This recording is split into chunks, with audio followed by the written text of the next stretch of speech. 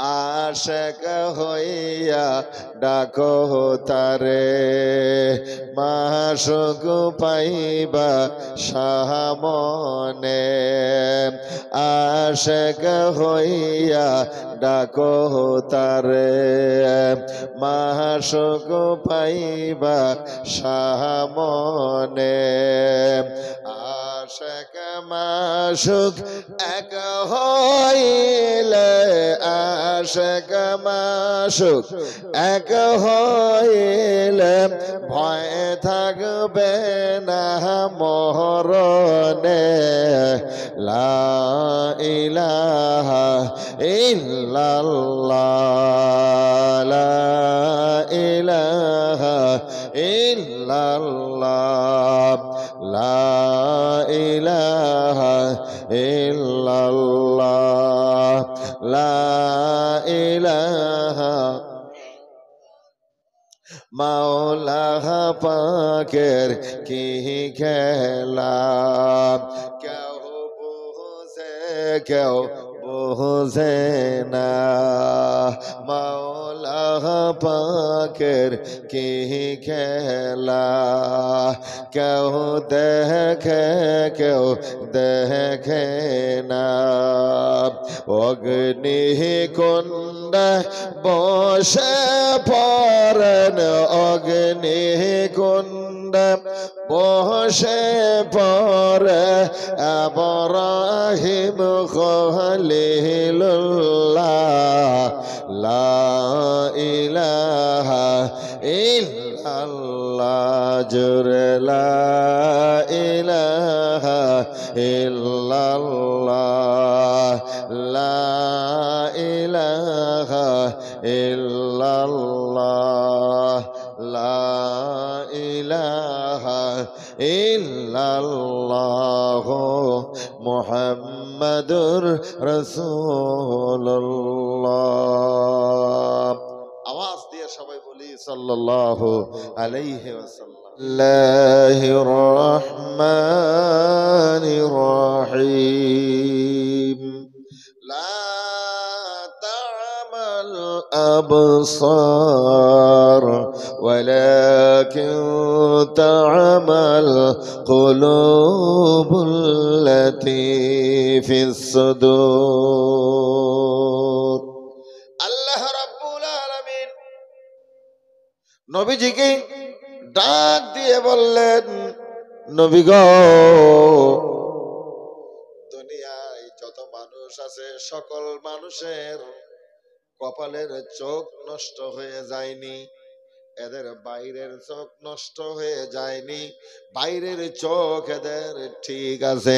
ওয়ালাকিন তা'মাল কুলুবুল্লাতী ফিস সুদূর, এদের ভিতরে যে জ্ঞানের চক্ষু আছে, আল্লাহ বলেন ভিতরে জ্ঞানের চোখ মানে কালবের মধ্যে মানুষের প্রত্যেকটা মানুষের আরো দুটো করে চোখ আছে। আমার আল্লাহ বলেন ওয়ালাকিন তা'মাল কুলুবুল্লাতী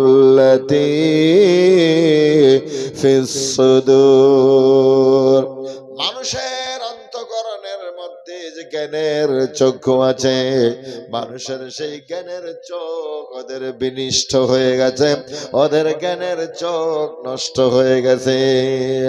এই কারণে তারা মানুষ সম্পর্কে, দুনিয়া সম্পর্কে, আল্লাহ সম্পর্কে, রসুল সম্পর্কে, পরকাল সম্পর্কে, ব্যস্ত সম্পর্কে, দুজক সম্পর্কে, হাসর মিজান সিরাত সম্পর্ক নিয়ে বিভিন্ন ধরনের মন্তব্য তারা পেশ করে থাকে। কারণ ওদের বাইরে, ওদের ভিতরের জ্ঞানের চোখ যে আমি আল্লাহ দিয়েছিলাম, এই জ্ঞানের চোখ এদের নষ্ট হয়ে গেছে। এই কারণে তারা এমন মন্তব্য পেশ করে। কথা বুঝতেছেন আপনারা? আর ভাইয়ারা, ছোট্ট করে দুটো কথা বলে যাব, বেশি বলবো না, ছোট্ট করে দুটো কথা বলে যাব। কথা দুইটা আপনাদের পকেটে আমি বোঝাই করে দিব বাড়িতে নিয়ে যাওয়ার জন্য। ওর ভাইয়ারা, রাসূলুল্লাহর মাদ্রাসার সঙ্গে মহব্বত পাদা করবেন, তাহলে এটাই আপনার আমার নাজাতের জরিয়া হয়ে যেতে পারে। সুবহানাল্লাহ বলেন। আল্লাহ রসুলের বাড়ির সঙ্গে, নবীজির ঘরের সঙ্গে, নবীজির মাদ্রাসার সঙ্গে মোহব্বত পয়দা করিলে আপনার আমার জীবনের মধ্যে অন্য কোনো আমল যদি আমার আল্লাহর দরবারে গৃহীত না হয়, এই যে রাসূলুল্লাহর সাথে আল্লাহর রসুলের ঘরের সঙ্গে যে আপনার প্রেম ভালোবাসা ছিল, এটাই নাজাতের জরিয়া বানিয়ে আমার আল্লাহ আপনার আমার জীবনের সকল গুনাহগুলো মাফ করে কিয়ামতের ময়দানে আল্লাহ জান্নাতে দিতে পারে। এক মাদ্রাসা আছে ভাই গো, বাইতুল মদিনায় যার মূল। খুব মনোযোগ দিয়ে শুনেন। এক মাদ্রাসা আছে ভাই গো, মদিনায় যার মূল, ওই মাদ্রাসার সেক্রেটারি নবী মুহাম্মদ রাসূল। ওই মাদ্রাসা পাশ করিলে, ওই মাদ্রাসা পাশ করিলে জান্নাতের টিকিট পায়। ভালো করে পড়ো তোমরা নবীর মাদ্রাসায়, ভালো করে পড়িস তোরা নবীর মাদ্রাসায়।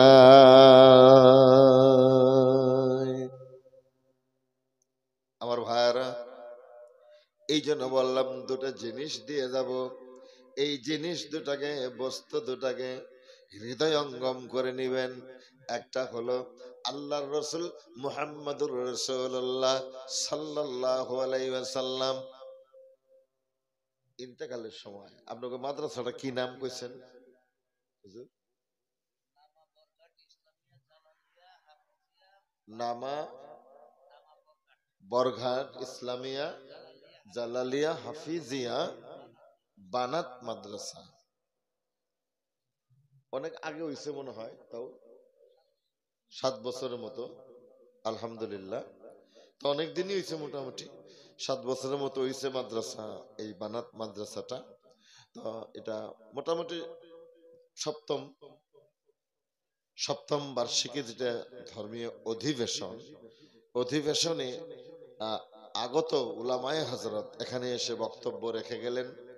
ধর্মীয় মাহফিলের বাৎসরিক অধিবেশনের সম্মানীয় সভাপতি হুজুর এবং মঞ্চে উপবিষ্ট মুআজ্জাজ হযরত উলামায়ে কেরাম, সম্মানিত সুধী মণ্ডলী, দিনদার ইমানদার মুসলমান ভাইরা, অল্প সময়, বেশি সময় নিব না, কিন্তু কথা দুটো খুব গভীর মনোযোগ দিয়ে শোনার জন্য অনুরোধ রাখলাম। 1 নাম্বার কথা হলো, রাসূলুল্লাহ সাল্লাল্লাহু আলাইহি সাল্লাম দুনিয়া থেকে জাহেরি ভাবে বিদায় নেওয়ার আগের ঘটনা বলছি। আমার নবী, আপনার নবী ডাক দিয়ে বললেন, আলী রে, ও আলী। আলী বললেন, লাব্বাইকা ওয়া সাদাইকা ইয়া রাসূলুল্লাহ। নবী গো, আমি আলী হাজির আছি গো নবী। আমার আপনার রাসূল বললেন, আলী রে, আমি রাসূল পৃথিবী থেকে যেদিন জাহিরি ভাবে পর্দা করব, বিদায় নিব, আলী রে, তুমি আলীর হাত দিয়া আমি রাসূলকে আমার জীবনের শেষ গোসলটা করিয়ে দিও। কথা বোঝা গেছে কি? কি গোসল এটা? শেষ গোসল। তার মানে কোন জায়গায় করায়? মরার পরে। রাসূল কিন্তু মরেন নাই, রাসূল কি বিদায় নিয়েছেন জাহিরি ভাবে। আমরা মরে যাই, রাসূল মরেন না। কেউ যদি রসুল মরে গেছে গা হ্যার ইমানই নষ্ট হতো, বেয়াদবি করলো আল্লাহ রসুলের সাথে, ঠিক না? আল্লাহ রসুলের সাথে হের বেয়াদবি হয়ে গেল গা, হে গুস্তাখ রসুল। আমার ভাইরা, আমার আপনার রসুল বললেন আলী রে, আমি রসুল যেদিন দুনিয়া থেকে বিদায় হয়ে যাব রে আলী, আমার অনেক সাহাবী আছে, আমি কাউকেই বললাম না আলী রে তুমি আওলাদ রসুল, আলী রে তুমি হলে আহলে বায়াতের সদস্য, আলী আমি রসুল তোমাকে বলে গেলাম, আমি রসুলের জীবনের দুনিয়াবি জীবনের শেষ গোসলটা তুমি তোমার হাত দিয়ে করিয়ে দিও। জোরে বলা যাবে কি সুবহানাল্লাহ? আলী রে, আর আমি রসুলের শরীরের অঙ্গ প্রত্যঙ্গের কথাগুলি জীবনে কারো কাছে প্রকাশ করিবে না, গোপন রাখিবে। আলী বললেন ইয়া রাসূলুল্লাহ, ইয়া হাবিবাল্লাহ, নবী গো আমি আলীর বিশ্বাস হয়ে গেছে, আমি আলীর ইতমিনান হয়ে গেছে গো নবী, আপনাকে গোসল না করানো পর্যন্ত আমি আলীর মৃত্যুর পরমানা নিয়ে মালিকুল মউত আমার কাছে আসবে না। জোরে বলুন সুবহানাল্লাহ।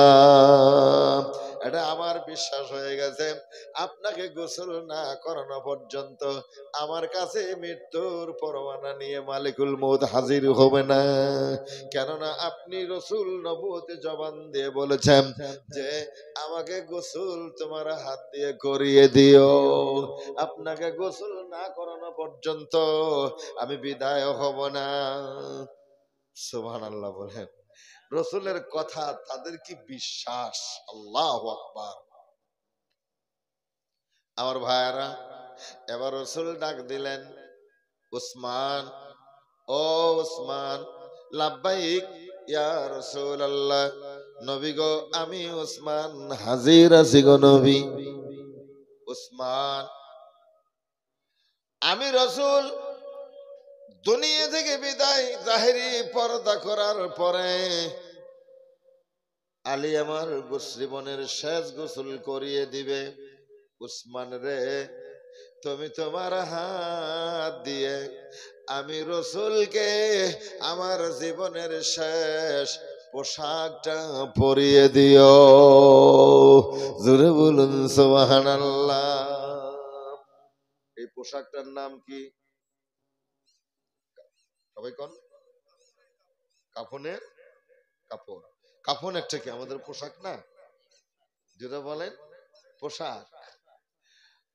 উসমান, তোমার হাত দিয়ে আমি রসুলকে আমার জীবনের শেষ পোশাকটা তুমি পরিয়ে দিও। এবার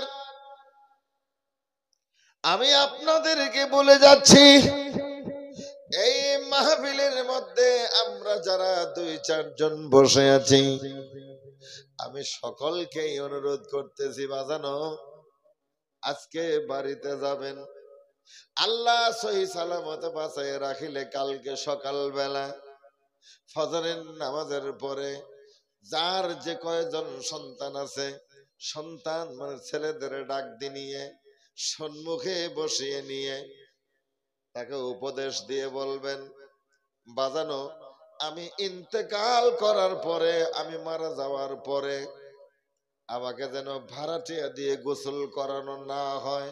কি দিয়া? ভাড়াটিয়া বুঝেন তো? মানুষ ডাকে রে তো গোসল দেয় যে, এরা ভাড়াটিয়া না। আপনি বলবেন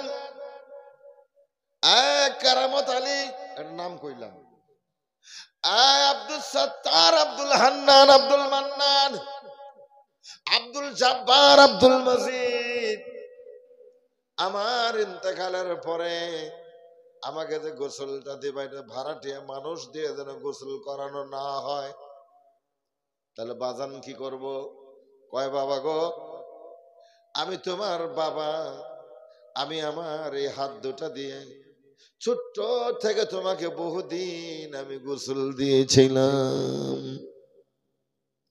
বাবারে, আমি যেদিন বিদায় হয়ে যাব, আমি যেদিন দুনিয়া থেকে বিদায় হয়ে যাব, তোমার কাছে বলে গেলাম আমার জীবনের শেষ গোসলটা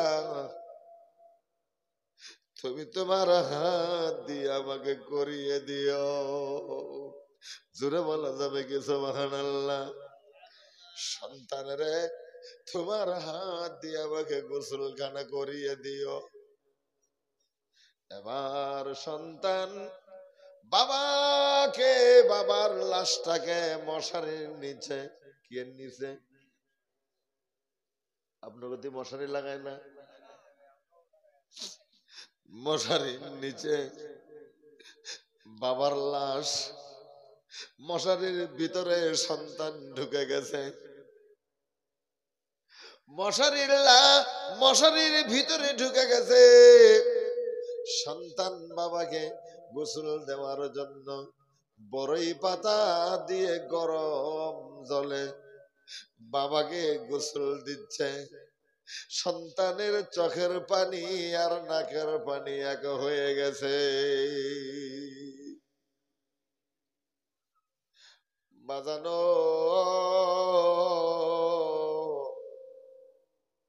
আমার আল্লাহ কয়, ও জিব্রাইল, আজ জিব্রাইল তাকিয়ে দেখ, সন্তান বাবাকে গোসল দিচ্ছে আর তার চোখের পানিগুলো, চোখের পানি আর নাকের পানি একাকার হয়ে গেছে। এই ফেরেশতা আমার রহমতের দরিয়ায় জশ মেরে গেছে।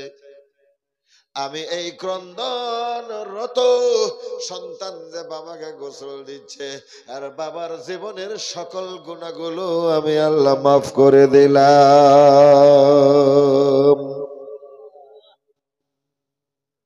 আমার ভাইরা,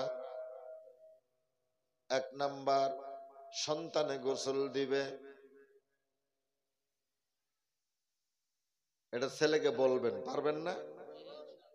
পারবেন না? 2 নাম্বার বলবেন আমাকে গোসল দিয়ে আমার জীবনের শেষ পোশাকটা তুমি নিজের হাত দিয়ে পরিয়ে দিও। কথা মনে হয় যখন তুমি ছোট্ট ছিলে তোমার বাবা তোমারে বহুদিন কাপড় পরিয়ে দিয়েছে। বাবাই বলে, বাজানো তোমাকে বহুদিন আমি এই হাত দুটা দিয়ে পোশাক পরিয়ে দিয়েছি, উলঙ্গ করে রাখি নাই। আমি তোমার প্যান্ট পরিয়ে দিয়েছি, গেঞ্জি গায়ে দিয়েছি। বাজানো, আজ আমি অসহায় হয়ে গেছি, মানুষে যেন আমাকে ভাড়াটিয়া মানুষে যেন কাফন না পরায়, তোমরা ভাই মিলিয়ে আমি বাবাকে কাফন পরিয়ে দিও। কটা হলো? 2টা হলো। 3 নাম্বার হলো বাজান আমাকে কাফন পরিয়ে দিয়ে মাসফুন যখন হয়ে গেল, কাফন পরানো হয়ে গেছে, এরপরে আমি বাবার সিনা বরাবর দাঁড়িয়ে আমি বাবার জীবনের জানাজার শেষ নামাজটা তুমি আদায় করে দিও। জোরে বলা যাবে কি সুবহানাল্লাহ? আল্লাহ আল্লাহ আল্লাহ আল্লাহ আল্লাহ আল্লাহ আল্লাহ আল্লাহ আল্লাহ লা ইলাহা ইল্লাহ আমার আল্লাহ আল্লাহ আল্লাহ লা ইলাহা ইল্লাহ। আপনার নূরে তাহার পয়দা, আপনার নূরে তামাম পয়দা করিলেন আল্লাহ। ওরে কে আছে আর আপনার মতো এই দুনিয়ার মাঝার নবীজি আল্লাহ আল্লাহ আল্লাহ লা ইলাহা ইল্লাহ আমার আল্লাহ আল্লাহ আল্লাহ লা ইলাহা ইল্লাহ মুহাম্মাদুর রাসূলুল্লাহ সাল্লাল্লাহু আলাইহি ওয়াসাল্লাম। আমার জানাজার নামাজটা তুমি পড়িয়ে দিও, ভাড়াটিয়ে দিয়ে আমার নামাজ যেন পড়ানো না হয়। তুমি সন্তান আমার জানাজার নামাজটা পড়িয়ে দিও। জোরে বলা যাবে কি আমিন? আমার ভাইরা, আল্লাহর নবী আবুল কাসিম মুহাম্মদুর রাসূলুল্লাহ সাল্লাল্লাহু আলাইহি ওয়াসাল্লাম বলে আল্লাহর নবী বলেন, ও খাদিজা তুমি যখন নামাজে দাঁড়াবে, খাদিজা রে নামাজে দাঁড়ানোর আগে মৃত্যুর মুরাকাবায় দাঁড়িয়ে যাইও। মাশারিকুল আনোয়ারের মধ্যে এই ছোট্ট ঘটনাটা লিখছে। আমি সম্পূর্ণ ঘটনা বলবো না, একটা কথা বলার জন্য প্রয়োজন হয়ে গেল, তাই আমি উদাহরণ স্বরূপ বলছি। মাশারিকুল আনোয়ারের মধ্যে ঘটনাটা লেখা হয়েছে। আল্লাহ রাসূল বললেন, খাদিজা তুমি যখন নামাজে দাঁড়াবে, নামাজে দাঁড়ানোর আগে মৃত্যুর মুরাকাবায় দাঁড়িয়ে যাইও। আমার ভাইরা, আম্মাজান জিজ্ঞেস করলেন, ইয়া রাসূলুল্লাহ মৃত্যুর মুরাকাবা কারে কয়, কেমনে করে আমি জানি না। আমার রাসূল বললেন, খাদিজা গো তুমি যখন নামাজে দাঁড়িয়ে যাবে, নামাজে দাঁড়ানোর আগে মৃত্যুর মুরাকাবায় দাঁড়াবে। তুমি নামাজে দাঁড়িয়েছ, তুমি মনে মনে সিদ্ধান্ত নিবে, তুমি জানবে, তুমি বলবে, তুমি বুঝে নিবা আমি পুল সিরাতের উপরে দাঁড়ায় আছি। কোথায়? জোরে বলেন কোথায়? আখেরাতে পার হবি তুই পুল সিরাতের পুল, আখেরাতে পার হবি তুই পুল সিরাতের পুল। লা ইলাহা ইল্লাল্লাহ লা ইলাহা ইল্লাল্লাহ মুহাম্মাদুর রাসূল। আখেরাতে পার হবি তুই পুল সিরাতের পুল, আখেরাতে পার হবি তুই পুল সিরাতের পুল। মাথার উপর সূর্য আসবে, মাটি গলে তামা হবে, আর সেই দিন তোমায় কে বাঁচাবে, সেই দিন তোমায় কে বাঁচাবে, মুহাম্মাদুর রাসূল। আখেরাতে পার হবি তুই পুল সিরাতের পুল। কষ্ট হইল? নবীজি বলেন, খাদিজা তুমি যখন নামাজে দাঁড়াবে, তুমি জানবে, তুমি বুঝবে আমি পুল সিরাতের উপরে দাঁড়িয়ে আছি। ডানে আমার আল্লাহর জান্নাত গুলো আছে, বামে আল্লাহর জাহান্নাম গুলো আছে। আমি পুল সিরাতের উপরে দাঁড়ানো, আমার পিছনে মালিকুল মউত প্রস্তুত হয়ে আছে হুকুমের আশায়। আমার সম্মুখে রব্বুল আলামিন স্বয়ং দাঁড়ানো। আমি আমার জীবনের শেষ নামাজটা আদায় করলাম, এটাই হয়তো আমার জীবনের শেষ নামাজ হয়ে যেতে পারে। নামাজের মুরাকাবায়, তুমি নামাজের মুরাকাবা, মৃত্যুর মুরাকাবায় দাঁড়িয়ে আল্লাহ আল্লাহু আকবার তাকবীরে তাহরিমা বেঁধিয়ে নামাজ আদায় করিও। রাসূলুল্লাহ বলে চললেন। আম্মা জান খাদিজাতুল কুবরা রাদিয়াল্লাহু তাআলা আনহা, আম্মা জান খাদিজাতুল কুবরা রাদিয়াল্লাহু তাআলা আনহা মৃত্যুর মুরাকাবে দাঁড়িয়ে কাঁদতে কাঁদতে যেন মানে অসুস্থ হয়ে গেলেন। ফাতিমা রাদিয়াল্লাহু তাআলা আনহা, ছোট্ট মানুষ, এসে বলতেছে, মা কেন কাঁদেন? অথচ উনি কিন্তু নামাজে। কেন কাঁদেন? মা কথা বলে না, আচ্ছা নামাজ থেকে কথা বলে না। তো এবার আম্মাজান গিয়ে আল্লাহ রসুলের কাছে বলতেছে, ইয়া রাসূলুল্লাহ, মা কাঁদতেছে, কি হইছে মার, কেন কান্দে? রসুল বাড়িতে আসলেন, আসার পরে বললেন, খাদিজা কেন কান্দো? খাদিজা বললেন, ইয়া রাসূলুল্লাহ, আমি খাদিজার জীবনে তেমন কোনো ভালো আমল নাই গো নবী। নবী গো, আমি খাদিজার জীবনে তেমন কোনো ভালো আমল নাই। ইয়া রাসূলুল্লাহ, ইয়া হাবিবাল্লাহ, নবী গো, আমি খাদিজাকে, কথাটা সংক্ষিপ্ত করে দিলাম, আসল কথাটা বললাম। আমি খাদিজাকে আপনার শরীরের মোবারকের মধ্যে যে জুব্বাটা আছে, রাসূলুল্লাহর জীবনে 3টা জুব্বা ছিল। 63 বছর বয়সে, 63 বছরের মধ্যে সুবহানাল্লাহ কইতে ইচ্ছা করলো না। এবার আপনার বাড়ির আলনার মধ্যে গিয়ে কাপড় গনেন কয় জোড়া আছে।